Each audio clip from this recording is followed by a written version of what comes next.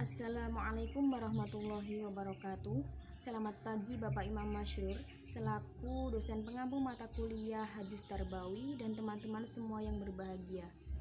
Pertama-tama marilah kita panjatkan puja dan puji syukur atas kehadirat Allah Subhanahu wa taala yang telah memberikan rahmat, taufik serta hidayahnya kepada kita semua sehingga kita dapat menyimak video ini dan belajar bersama dalam keadaan sehat walafiat. Baik, yang pertama, urgensi keluarga. Keluarga merupakan lembaga pendidikan yang bersifat informal, yaitu pendidikan yang tidak mempunyai program yang jelas dan resmi. Selain itu, keluarga juga merupakan lembaga yang bersifat kodrati, karena terdapatnya hubungan darah antara pendidik dan anak didiknya. Keluarga merupakan ladang terbaik dalam penyemaian nilai-nilai agama. Pendidikan dan penanaman nilai-nilai agama harus diberikan kepada anak sedini mungkin. Salah satunya melalui keluarga sebagai tempat pendidikan pertama yang dikenal oleh anak.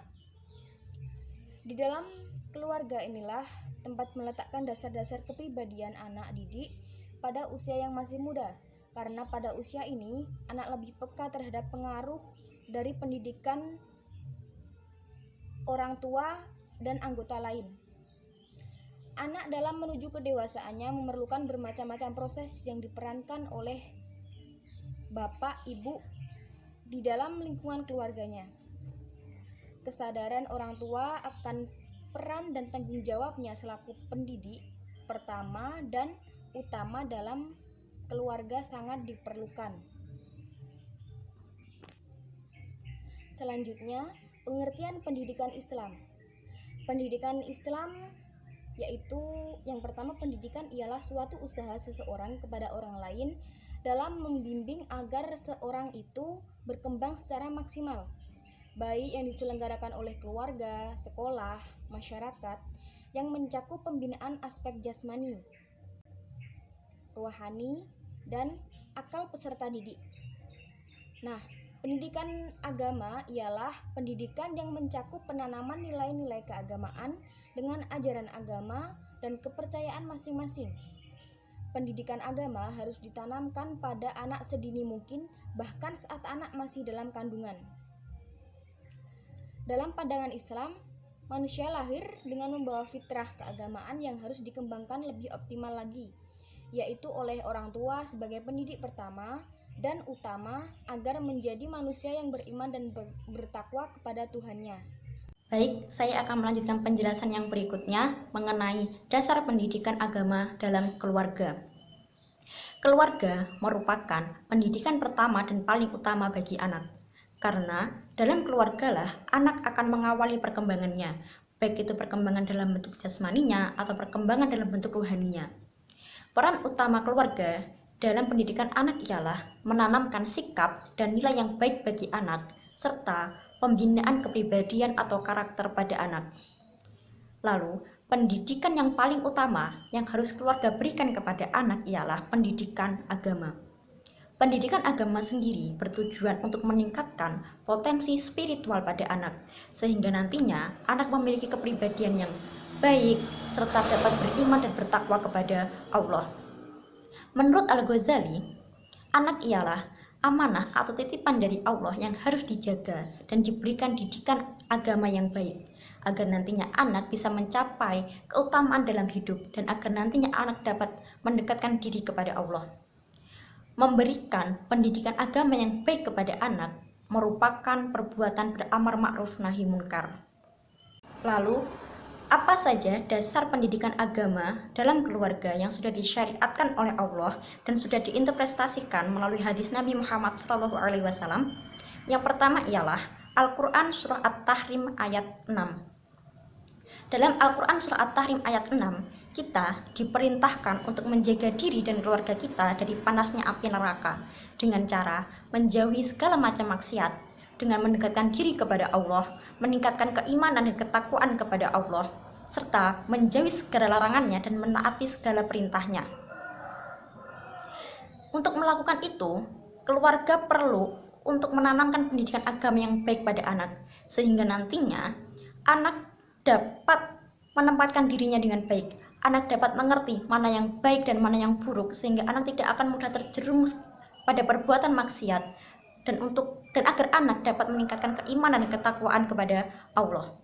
Selanjutnya ialah dalam Al-Quran surah Al-Luqman ayat 13. Dalam Al-Quran surah Al-Luqman ayat 13, kita diperintahkan untuk tidak mempersekutukan Allah dengan sesuatu apapun, karena mempersekutukan Allah merupakan sebuah kezaliman yang besar. Itulah mengapa pendidikan agama amat sangat penting dan paling utama dalam keluarga. Keluarga harus memberikan pendidikan agama yang baik pada anak. Karena dengan pendidikan agama yang baik, anak tidak akan mudah terjerumus pada perbuatan yang dapat menyekutukan Allah. Anak akan bisa menjaga keimanan dan ketakwaannya kepada Allah agar dia nantinya tidak terjerumus pada hal-hal yang dapat merugikan dia. Salah satunya ialah mempersekutukan Allah. Pada dasarnya, anak dilahirkan dalam keadaan yang fitrah, sesuai dengan sabda Rasulullah SAW, bahwasannya anak dilahirkan dalam keadaan yang fitrah, dan didikan orang tuanya lah yang akan menjadikan anak menjadi seorang Yahudi atau Nasrani atau yang lainnya. Seperti halnya seorang anak yang memiliki kepribadian yang baik atau yang buruk, itu tergantung pada pendidikan yang sudah dia dapat. Jika sedari kecil dia mendapatkan pendidikan yang baik, dia mendapatkan pendidikan agama yang baik dari orang tuanya, nantinya saat dia sudah beranjak dewasa, dia juga akan menjadi sosok yang baik. Dia menjadi sosok dengan kepribadian yang baik. Sebaliknya, jika sedari kecil dia mendapatkan pendidikan dan penanaman nilai yang buruk dari kedua orang tuanya, saat dia beranjak dewasa pun, dia juga akan menjadi sosok dengan kepribadian yang tidak bisa dibilang baik. Dia akan menjadi sosok dengan kepribadian yang buruk. Dan ini merupakan tanggung jawab kedua orang tua, tanggung jawab orang tua kepada anaknya. Rasulullah Shallallahu Alaihi Wasallam memerintahkan umatnya untuk mendidik keluarganya dan anaknya dengan pendidikan yang baik. Dan ini merupakan kewajiban orang tua untuk memberikan pendidikan yang agama yang baik bagi anaknya, agar anaknya bisa memiliki kepribadian dan akhlak yang baik, agar anaknya tidak mudah terjerumus pada hal-hal yang dapat merugikan dia nantinya. Mungkin ini yang dapat saya sampaikan mengenai dasar pendidikan agama dalam keluarga. Kurang lebihnya saya mohon maaf, dan untuk materi selanjutnya akan dilanjutkan oleh teman saya. Terima kasih. Baik, di sini saya akan melanjutkan presentasi tentang pola pendidikan anak dalam keluarga perspektif Islam. Dalam pandangan Islam, pendidikan anak di dalam keluarga itu didasarkan pada beberapa pola. Pola tersebut sering disebut dengan metode. Pola atau metode dalam mendidik anak di dalam sebuah keluarga itu sesuai dengan apa yang diteladankan atau apa yang dicontohkan oleh Nabi Muhammad SAW. Pola atau metode keteladanan tersebut ditujukan agar orang tua membentuk pribadi anak sebagai anak yang berakhlak yang baik atau memiliki budi pekerti yang baik. Sebagaimana di dalam suatu hadis dijelaskan bahwa haddatsana Ayyub ibnu Musa an abihi an jaddihi anna Rasulullah sallallahu alaihi wasallam qala ma nahala walidun waladahu afdala min adabin hasanin, rawahu Tirmidzi. Diceritakan dari Ayub bin Musa dari ayahnya dari kakeknya bahwa Rasulullah Shallallahu Alaihi Wasallam bersabda, tidak ada pemberian yang lebih utama dari seorang ayah kepada anaknya kecuali budi pekerti yang baik. Hadis riwayat Tirmidzi. Nah, dari sini kita lihat betapa pentingnya budi pekerti yang baik yang harus diberikan oleh orang tua kepada anaknya. Oleh karena itu, Islam mengajarkan beberapa pola atau metode yang harus dilakukan dalam mendidik anak di dalam sebuah keluarga. Pola atau metode tersebut antara lain, yang pertama adalah pendidikan dengan keteladanan. Maksud dari pendidikan dengan keteladanan ini yaitu orang tua memberikan contoh perilaku yang baik kepada anaknya. Pendidikan dengan keteladanan ini dianggap sebagai metode yang paling ampuh dan yang paling berhasil dalam mendidik seorang anak, dikarenakan anak akan lebih mudah menerima dan lebih mudah mengikuti apa yang dicontohkan oleh orang tuanya. Misalnya, jika orang tua menginginkan anaknya rajin membaca Al-Quran, maka orang tua harus rajin membaca Al-Quran juga. Jika orang tua menginginkan anaknya gemar bersedekah, maka orang tua juga harus memberi contoh untuk gemar bersedekah. Pola atau metode yang kedua yaitu pendidikan dengan adat kebiasaan. Lingkungan itu sangat berpengaruh bagi terbentuknya karakter atau akhlak seorang anak. Oleh karena itu, di dalam lingkungan keluarga hendaknya diciptakan suatu kebiasaan yang baik sehingga anak akan mudah mengikuti dan meniru. Misalnya dalam keluarga itu jika sudah terbiasa saling menghormati, saling menyayangi, saling hidup rukun, maka lambat laun anak juga akan memiliki sifat saling menghormati. Anak akan mudah menghormati, kemudian menyayangi, dan hidup rukun dengan sesama anggota keluarga yang ada di dalam keluarga tersebut. Selanjutnya, pola atau metode yang ketiga yaitu pendidikan dengan nasihat. Nasihat ini harus sesering mungkin diberikan oleh orang tua kepada anaknya. Terlebih lagi ketika anak sudah bersosialisasi dengan orang lain atau orang-orang di sekitarnya. Karena apabila anak mengenal orang-orang yang baru dan orang-orang tersebut membawa dampak atau pengaruh buruk bagi anak, maka dikhawatirkan anak akan melenceng dari ajaran agama yang telah diajarkan oleh orang tuanya. Oleh karena itu, orang tua harus memberi nasihat kepada anaknya agar anaknya tidak keluar dari jalur yang telah disyariatkan oleh agama Islam.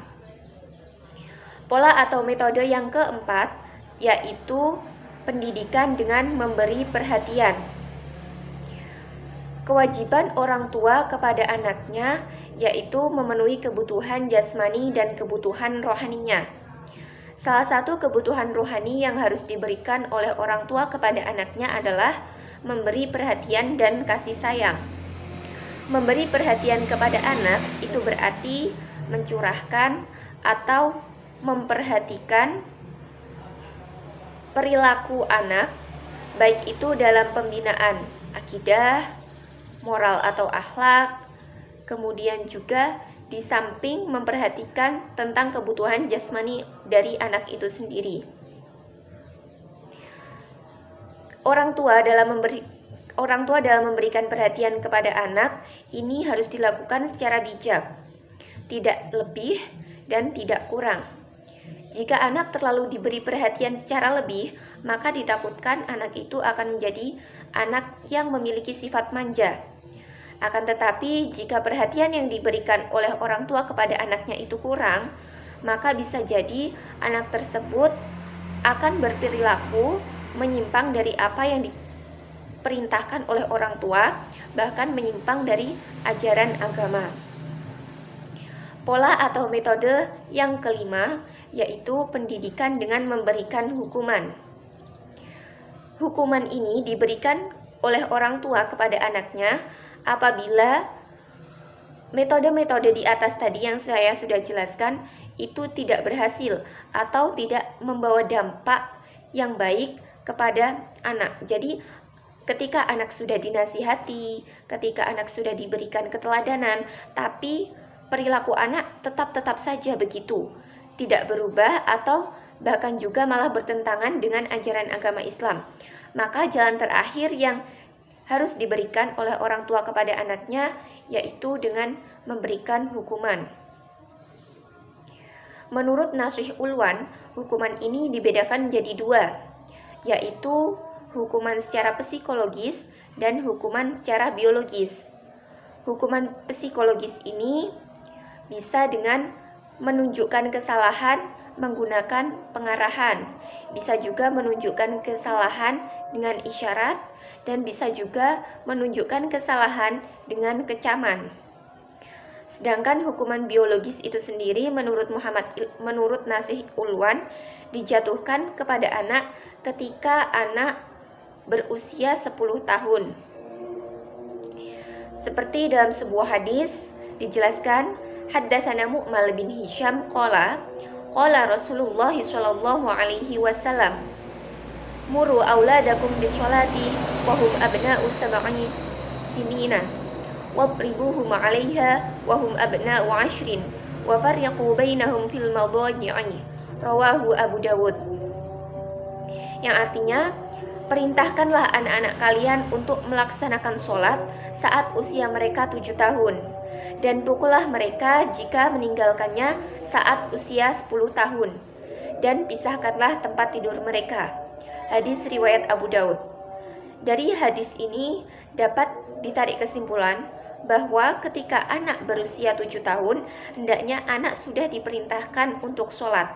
Bahkan apabila kurang dari 7 tahun, itu sebaiknya juga harus dilatih dan diperintahkan untuk sholat, agar lambat laun anak nantinya terbiasa untuk melaksanakan sholat. Nah, apabila saat usia 10 tahun anak tidak mengerjakan sholat, maka orang tua hendaknya menghukumnya dengan cara memukulnya. Demikian yang dapat kami sampaikan.